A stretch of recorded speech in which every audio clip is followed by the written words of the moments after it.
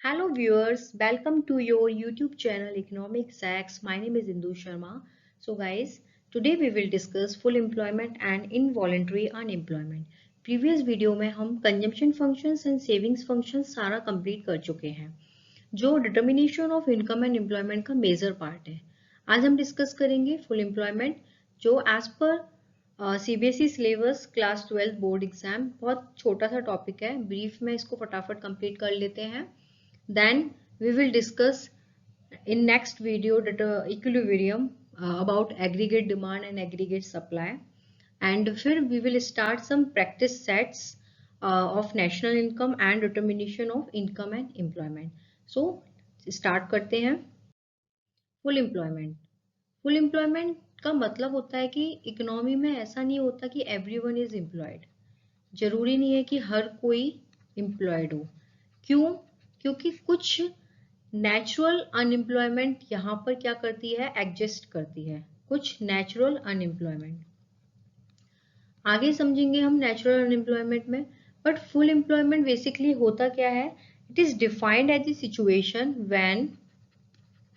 When all able and willing person at the given wages rate, which means यहाँ पे दो term आती है, एविल एंड विलिंग. क्या टर्म आती है दो? फर्स्ट आता है एविल एंड विलिंग.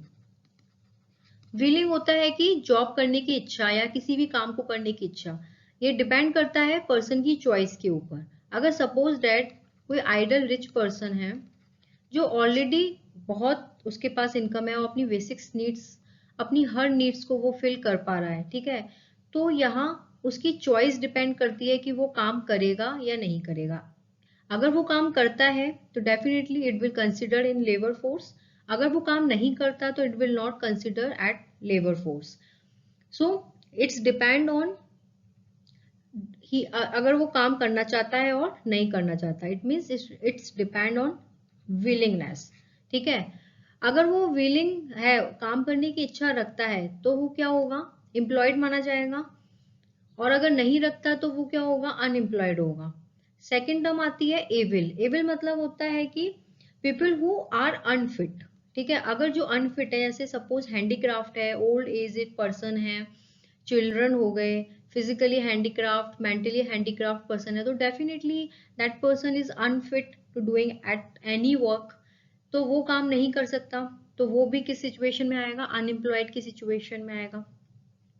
अगर जो पर्सन काम कर सकता है और फिर भी नहीं काम कर रहा है, मतलब काम करना चाहता ही नहीं है, तो it will also considered as unemployed person. So full employment की सिचुएशन वही होती है कि when all able and willing person at given wages rate. उस given wages rate में पर्सन able भी होना चाहिए और उसके अंदर willingness भी होना चाहिए, तभी वो full employment की सिचुएशन एग्जिस्ट करती है.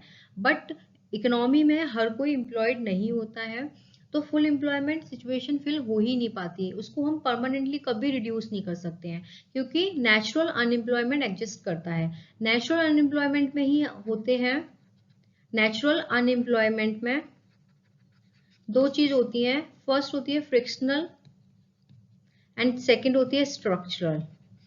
Frictional unemployment and structural unemployment अभी हम डिस्कस करते हैं. बट पहले यहाँ पे एक पॉइंट और दे रखा है कि जितना लेबर की डिमांड है मार्केट में, ठीक है, अगर उतना ही लेबर की सप्लाई भी हो रहा है, ठीक है, जितनी लेबर की डिमांड है और उसके अकॉर्डिंग उतनी ही लेबर की सप्लाई हो रही है, तो that means we can say कि वहां पर फुल एम्प्लॉयमेंट सिचुएशन होती है.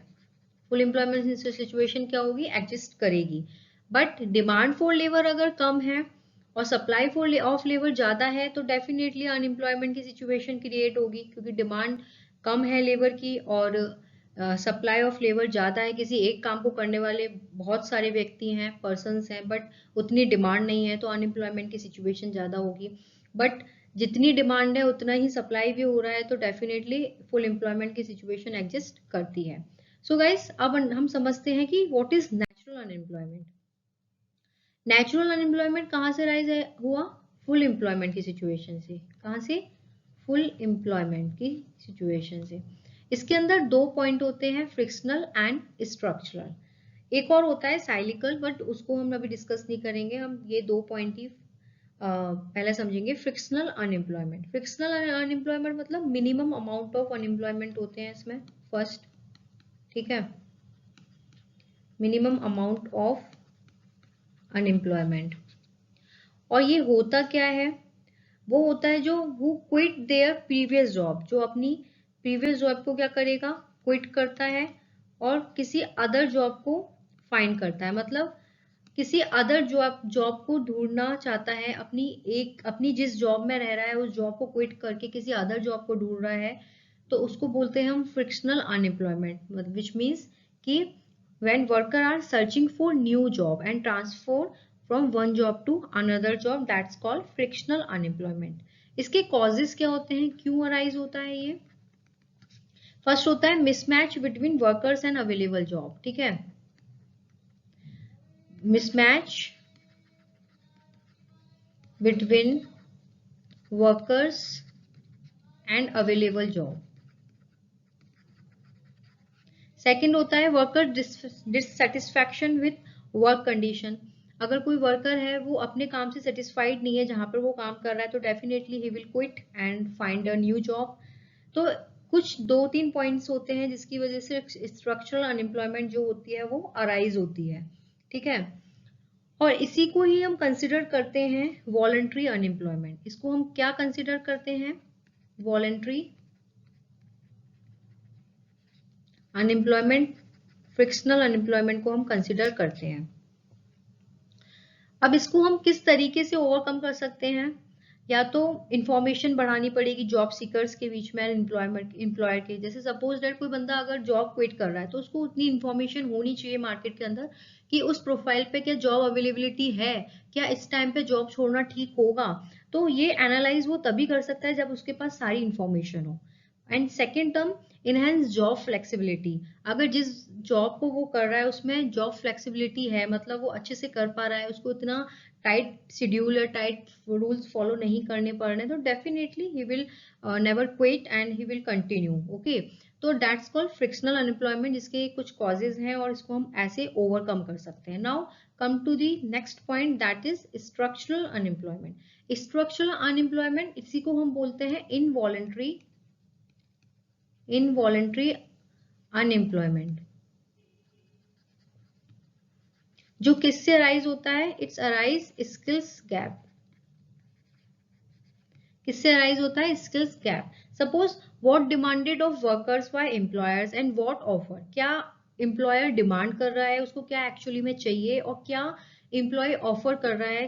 तो उस स्किल गैप की वजह से जो स्ट्रक्चरल अनएम्प्लॉयमेंट है वो अराइज होती है। इंडिया में ऑलमोस्ट स्ट्रक्चरल अनएम्प्लॉयमेंट मिलेगा ही मिलेगा। इसके कॉजेज क्या होते हैं, टेक्नोलॉजी चेंज, फर्स्ट कॉजेज क्या होते हैं, फर्स्ट कॉज क्या हुआ, टेक्नोलॉजिकल चेंजेस। सेकेंड हो गया कंपटीशन, एंड थर्ड हो गया education and training, and fourth हो गया रिमूव अनएम्प्लॉयमेंट बेनिफिट्स। तो कुछ इसके ये कॉजेज होते हैं जिससे स्ट्रक्चरल अनएम्प्लॉयमेंट अराइज होती है, और बेसिकली इंडिया में ऑलमोस्ट स्ट्रक्चरल अनएम्प्लॉयमेंट देखने को मिलता है। तो ये हमने दो पॉइंट पढ़े, frictional unemployment and structural unemployment. Now come to the next point, involuntary unemployment. What is involuntary? Involuntary refers to a situation where all person are not employed, ठीक है, where all persons are not employed, इसको हम बोलते हैं involuntary unemployment। ये कैसे arise होता है, इसकी सिचुएशन क्या होती है। फर्स्ट सिचुएशन होती है कि अगर कोई पर्सन जॉबलेस है, तो वो क्यों है, या तो उसको अपने जो प्रोफाइल है उसके अकॉर्डिंग जॉब नहीं मिल रही है, which mean jobless against their wishes, jobless against their wishes. कि अगर जो पर्सन, जैसे सपोज कोई टीचर है, उसको पर देयर प्रोफाइल अगर जॉब नहीं मिल रही है, अगर टीचर को कोई अदर वर्क दे देंगे तो डेफिनेटली वो करने की कोशिश कर सकता है, but he is not satisfied, है ना। वो यही चाहेगा कि उसे अपने प्रोफेशन पे जॉब मिले, अपनी प्रोफाइल पे जॉब मिले। तो फर्स्ट ये टर्म्स होता है, इस वजह से इनवॉलंटरी अनएम्प्लॉयमेंट अराइज होता है। सेकेंड पॉइंट होता है कि some people not able to find a job. ठीक है, कुछ पर्सन होते हैं जो अपनी जॉब को फाइंड करने में एबिलिटी नहीं रख पाते, जो नहीं कर पाते हैं इजीली, उनको समझ ही नहीं आता कि वो किस तरीके से जॉब फाइंड करें। तो इस वजह से क्या होती है, प्रॉब्लम अराइज होती है और वो क्या हो जाते हैं, इनवॉलंटरी अनएम्प्लॉयमेंट में कंसिडर किए जाते हैं। मतलब जब वो एम्प्लॉयड ही नहीं रहेंगे तो डेफिनेटली इनवॉलंटरी, क्योंकि वो एबल नहीं है अपनी प्रोफाइल के अकॉर्डिंग जॉब फाइंड करने के लिए। ठीक है, थर्ड पॉइंट होता है कि मेन पॉइंट ये होता है थर्ड कि जो एक्चुअली में उनको वेजेस चाहिए होता है, जो एक्चुअली में उनको सैलरी चाहिए होती है, उसके अकॉर्डिंग एम्प्लॉय को सैलरी नहीं मिलती है। ठीक है, people do not like to work at given wages rate. जो वेजेस रेट मिलता है उनको, वो एक्चुअली में उस वेजेस रेट पे वो सेटिस्फाइड नहीं होते हैं, तो वो क्या करते हैं, जॉब क्विट कर देते हैं। तो वो इनवॉलंटरी अनएम्प्लॉयमेंट में क्या करते हैं, कंसिडर करते हैं। सपोज दैट कुछ एमएनसी कंपनीज है, अब उन्होंने कोई अकाउंटेंट हायर किया, ओके, बट एमएनसी के अकॉर्डिंग तो सैलरी अच्छी होनी चाहिए, बट वो सैलरी उस अकाउंटेंट को as per Indian rules and regulation पे कर रहे हैं।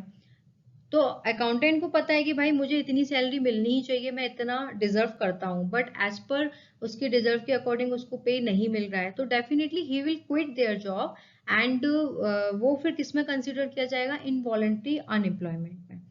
तो ये कुछ पॉइंट्स हमने देखे थे, voluntary, involuntary, full employment and frictional.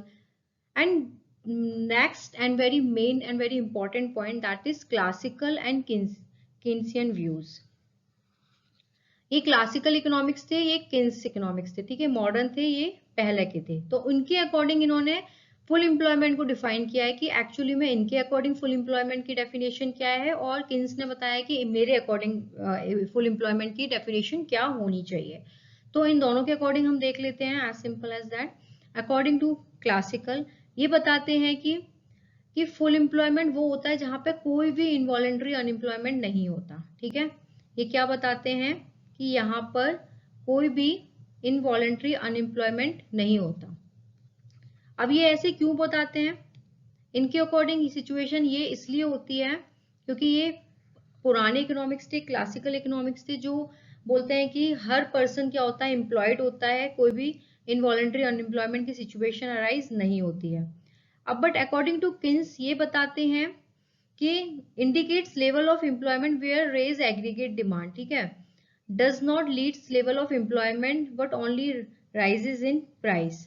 ये बताते हैं कि जब लेवल ऑफ एम्प्लॉयमेंट का मतलब होता है कि जब एग्रीगेट डिमांड, हम मतलब जब मार्केट में किसी भी गुड्स की या सर्विसेज की डिमांड बहुत ज्यादा हो रही है, तो इसका मतलब ये नहीं है कि वो एम्प्लॉयमेंट को क्या कर रहा है, रेज कर रहा है। ठीक है, इससे सिर्फ यही होगा कि प्राइस जो है वो राइज होगा। मतलब किन्स बताते हैं कि तब मार्केट में गुड्स एंड सर्विस की, यानी कि एग्रीगेट डिमांड की अगर डिमांड ज्यादा हो रही है, मतलब टोटल गुड्स एंड सर्विस की डिमांड अगर मार्केट में ज्यादा है, तो इसका मतलब ये नहीं है कि एम्प्लॉयमेंट राइज हो रहा है।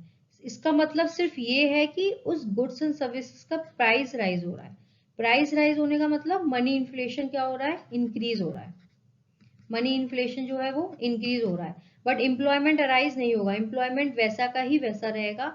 मतलब एग्रीगेट डिमांड बढ़ने से कोई भी फर्क नहीं पड़ेगा लेवल ऑफ एम्प्लॉयमेंट में। ये कौन बताते हैं, किन्स बताते हैं। बट क्लासिकल क्या बताते हैं कि फुल एम्प्लॉयमेंट की सिचुएशन वो होती है जहां पर कोई भी इनवॉलेंट्री अनएम्प्लॉयमेंट नहीं होता है। इनवॉलेंट्री अनएम्प्लॉयमेंट हमने अभी पढ़ा ही था कि वो सिचुएशन जहां पे every person are not employed. इनके अकॉर्डिंग ये बताया जाता है कि हर पर्सन क्या होता है, एम्प्लॉयड होता है, कोई भी इनवॉलेंट्री अनएम्प्लॉयमेंट की सिचुएशन नहीं होती है। सो आई होप आपको ये पॉइंट क्लियर हुआ होगा, full employment and involuntary unemployment and all that. Next video में हम प्रैक्टिस सेट्स स्टार्ट करेंगे। और अगर आपको मेरी वीडियो पसंद आ रही है और या मेरा कंटेंट पसंद आ रहा है, तो please to subscribe and share. So guys, thank you so much.